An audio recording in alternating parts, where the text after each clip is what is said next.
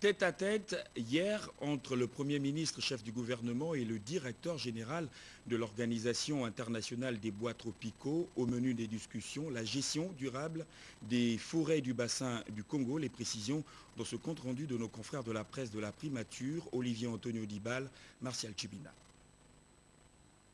Tête-à-tête entre les deux personnalités fait suite à la réunion internationale sur la stratégie et le développement de l'industrie du bois au Gabon qui a tenu ses assises récemment à Libreville. Le directeur général de l'Organisation internationale des bois tropicaux est donc venu faire un compte-rendu au chef du gouvernement. La réunion de Libreville, comme je l'ai dit, s'est bien déroulée.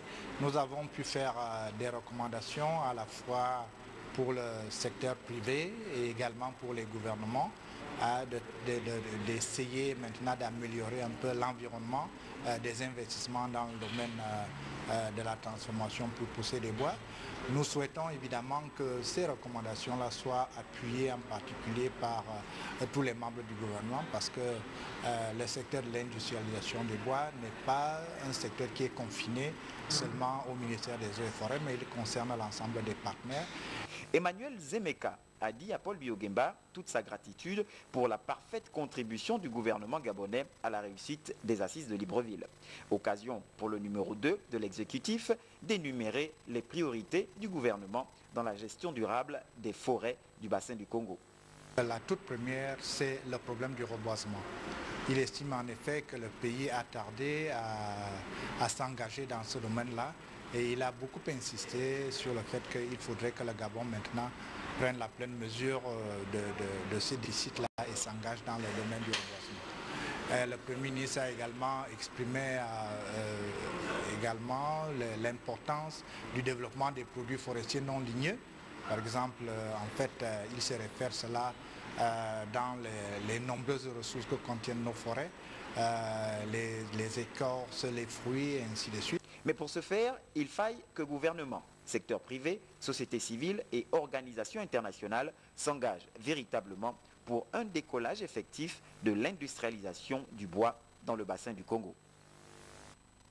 Je vous l'ai dit en titre, le premier salon du bâtiment et de l'industrie à Gabon Expo de Libreville tient ses assises depuis ce matin à la faveur des 50 ans de présence de Bernabé au Gabon. L'événement est conjointement parrainé par les ministères de l'économie et de l'équipement sur place, Yves Ghislain Mitumba et Jean-Pierre Moussami Detimboué.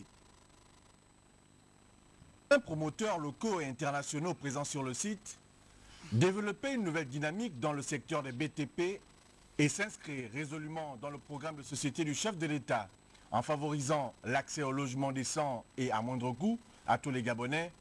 Ce sont là quelques objectifs visés par la tenue de la première édition de Bernabé Pro, le salon des professionnels du bâtiment et de l'industrie. L'initiative de ces salons et la contribution de notre groupe pour matérialiser la stratégie globale du développement du Gabon. Je formule le vœu que les 3 prochains jours renforcent notre solidarité et que les nouvelles perspectives, de nouvelles actions et de nouvelles initiatives s'ouvrent pour Gabon émergent. 50 ans de présence au Gabon, ça se fête à Bernabé. Occasion pour ses fournisseurs internationaux et locaux de saluer la tenue de ce salon qui fait de Libreville le carrefour des affaires en Afrique centrale pendant 3 jours. Pour le ministre Sillon, représentant le ministre de l'Équipement, des Infrastructures et de l'Aménagement du Territoire empêché, la présente rencontre doit permettre aux professionnels du BTP de maîtriser davantage les techniques et les coûts pour un accès en confiance au logement. Les grands chantiers de l'heure, initiés dans ce cadre, constituent autant de défis que de motifs de fierté. Des défis car le contexte actuel est plus exigeant que jamais. Il appelle plus de compétences, plus d'expertise, plus de compétitivité pour des résultats encore plus performants. Nous sommes véritablement lancés dans une compétition dans laquelle nous devons, une fois encore, affirmer que nous sommes partenaires et affiner ensemble nos atouts. N'hésitons pas, l'union fait la force. L'adage est connu, quand le bâtiment va, tout va. Les professionnels du bâtiment et de l'industrie ont ici l'espace idéal pour présenter les dernières innovations technologiques et sensibiliser le public sur les contrefaçons et le bien fondé d'observer les principes du développement durable. Le Premier ministre, chef du gouvernement Paul Biya Mba, ouvre ce vendredi les premières universités de la Confédération patronale gabonaise CPG, des assises consacrées à la problématique de l'emploi au Gabon. Edgar Djimbi-Doukaga et Victor Mounouga de notre rédaction nous plantent le décor. 215 600 Gabonais sans emploi de sources non officielles, plus de 300 000 selon les associations de lutte contre le chômage. C'est autour de cette polémique que s'ouvrent ce vendredi les premières universités de la Confédération patronale gabonaise avec comme thème « Osons » sur la problématique de l'emploi au Gabon. Donc on a le rapport du Gabonais au travail, on a ensuite le dispositif législatif et réglementaire du travail au Gabon, on a ensuite une conférence sur la flexibilité et la gestion des compétences pour un plein emploi. On a ensuite le travail et développement. Les entreprises veulent embaucher. Mais dans le même temps, on a des jeunes compatriotes qui sont diplômés, qui cherchent du travail. Vous voyez bien qu'il y a un problème d'inadéquation entre les profils recherchés par les entreprises aujourd'hui et la formation reçue par nos compatriotes, nos jeunes compatriotes.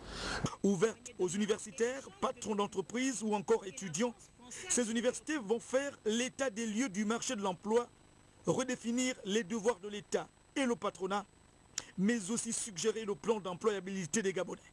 Il ne faut pas avoir de bons capitaux, il ne faut pas avoir de bonnes stratégies, mais si vous n'avez pas de bonnes ressources humaines, vous êtes à côté de l'objectif principal. Donc aujourd'hui, nous remettons le travail au cœur de préoccupations des Gabonais. Parce que le travail est la source de fierté. Le travail est la source d'honorabilité pour un être humain. Parce que si vous ne travaillez pas, vous êtes dans une situation de précarité. Et si vous ne travaillez pas, vous êtes moins que rien. Donc nous remettons le travail au cœur du débat économique de notre pays. Je commence d'abord par remercier le chef d'État qui a bien voulu placer sous son patronage ces premières universités de la CPG. Ensuite, M. le Premier ministre qui a bien voulu ouvrir cette première université en prononçant un discours vis-à-vis du monde des entreprises. Les premières universités de la CPG reçoivent l'appui du patronat français, d'autres organisations patronales du Congo, du Cameroun et bien sûr d'éminents experts du monde du travail. En rapport avec cet événement, ce communiqué, la Confédération patronale gabonaise organise les 17 et 18 juin 2011 à la Cité de la Démocratie ses premières universités autour du thème « Osons » sur la problématique de l'emploi au Gabon. La CPG invite les participants à s'inscrire massivement à ces conférences débats. La conférence débat du 17 juin est ouverte à tout participant sans aucun frais. En revanche, le déjeuner du 18 juin est payant. L'école d'application du service de santé militaire de Libreville, qui est à sa 3e promotion, vient de livrer sa 2e cuvée interafricaine. La cérémonie était présidée par le ministre de la Défense nationale, Rufin Pacom Onzunga. Marie-Jo Moussavou, les images, presse Défense nationale. Inauguré le 23 mai de l'année en cours par son Excellence Ali Bongo Ondimba, président de la République, chef de l'État, chef suprême des forces de défense et de sécurité, l'école d'application du service de santé militaire de Libreville vient d'organiser la cérémonie de clôture de l'année académique 2010-2011. Quel bel exemple de symbiose pour la réalisation d'une noble mission, celle de former l'élite médico-militaire africaine, mission dévolue à cette école d'application. Cette cérémonie, grandeur nature, a vu la présence du ministre de la Défense nationale, Pacom Rufin Onzunga, qui était accompagné de plusieurs de ses collègues membres du gouvernement, parmi lesquels le ministre de l'Équipement, le médecin général inspecteur Léon Zouba, parrain de la promotion. Les vertus morales, civiles et intellectuelles acquises au sein de sa famille et de sa corporation constituent le socle qui est l'élément fondamental dont dépendent les comportements futurs de l'individu. Aussi, je voudrais tout naturellement rendre hommage à M. le Président du chef d'État, chef suprême de la Défense et son Excellence Ali Bongo Ondimba, pour l'efficience avec laquelle il a participé et participe toujours à l'enracinement indélébile de ses vertus chez chacun d'entre nous et de tous ses collaborateurs.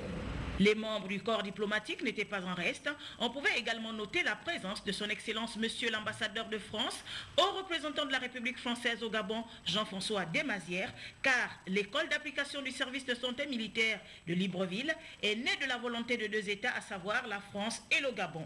En cette circonstance solennelle, je tiens particulièrement à adresser nos vifs remerciements aux plus hautes autorités du Gabon et de la France pour le soutien total apporté à cette école. La montée en puissance de l'école d'application du service de santé militaire de Libreville permet aujourd'hui à notre pays de mettre à la disposition du continent africain un établissement d'élite pour la formation de ces cadres de santé militaire. La remise des parchemins aux récipiendaires des 14 pays représentés à l'école d'application du service de santé militaire de Libreville a vu une lauréate de la République sœur du Cameroun porter major de la promotion. Quelques photos souvenirs pour immortaliser ces moments ont mis un terme à cette manifestation. Nous restons à la Défense nationale pour évoquer cette fois la passation de commandement à l'armée de l'air. Le général d'armée Augustin Dende passe le flambeau au colonel-major Maxime Eban Edou. La cérémonie a été présidée par le chef d'état-major des forces armées gabonaises, le général d'armée Jean-Claude Ela Ekoga. Marie-Jo Moussavou. Le tarmac de la base aérienne 01 de Libreville a servi de cadre ce jour à la cérémonie de passation de commandement entre le général d'armée sortant Augustin Dende et le colonel-major Maxime Eban Edou à la tête de l'armée de l'air gabonaise. Le rituel des forces de défense et de sécurité a été respecté. Officiers, sous-officiers, caporaux-chefs, aviateurs de l'armée de l'air gabonaise, de par le président de la République, vous reconnaissez pour votre chef, le colonel-major Eban Edou Maxime, ici présent. Vous lui obéirez en tout ce qu'il vous commandera. Pour le bien du service, l'exécution des règlements militaires, l'observation des lois et le succès des armes du Gabon. Le nouveau promu, né le 1er janvier 1958 à Bitam, dans la province du Wolontem, totalise près de 29 ans dans les forces armées gabonaises. À son actif, le colonel-major Maxime Eban Edou a reçu 6 distinctions en signe de bons et loyaux services rendus à l'armée gabonaise. Cette cérémonie à laquelle prenaient part plusieurs autorités militaires ainsi que les membres de la famille du promu s'est achevée par un défilé militaire.